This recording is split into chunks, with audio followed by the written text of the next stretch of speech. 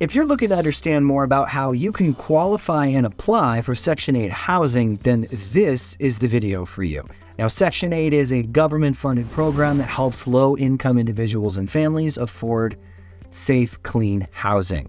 If you are a tenant in the Section 8 program, then you'll typically pay about 30% of your income towards rent and utilities. Government pays the rest directly to your landlord, and the amount of rent that you are required to pay is completely based on income and the size of your family. Now, to participate in the Section 8 program, you first need to meet the income requirements and be approved by the local public housing agency, or PHA. Once you are approved, then you'll be given what is called a voucher that you can use to rent a unit from a landlord who participates in that program. And if you are a real estate investor or a landlord or somebody looking to learn more about how you can actually be the landlord that participates in this program, click one of these cards somewhere over here that I'm going to throw to a video about that from the perspective of, if you're a landlord, what do you need to do?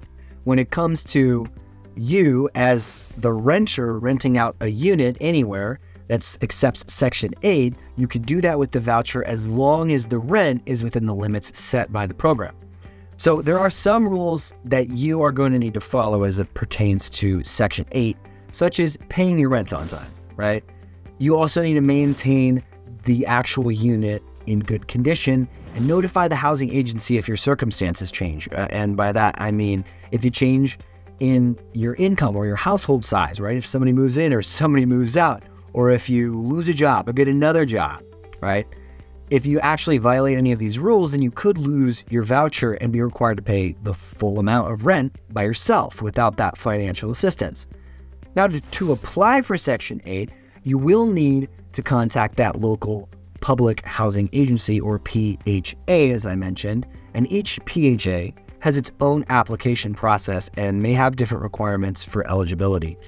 But in general, you will need to provide documentation of your income and any assets that you have and your family size, as well as information about your current housing situation.